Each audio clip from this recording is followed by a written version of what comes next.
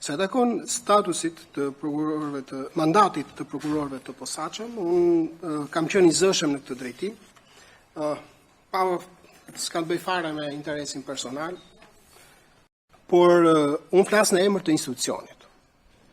A mund ta imagjinoni në vitin 2028, të paktën 11 prokurorëve të posaçëm ju mbaron mandati brenda një viti.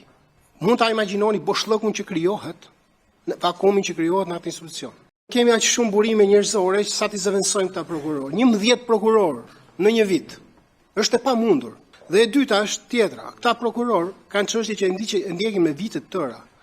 Nuk i quhet sukses, modeste, rezultate modeste. Për të konsideruar sukses duhet presi. Perspektivën e SPAK unë e shoh të mirë.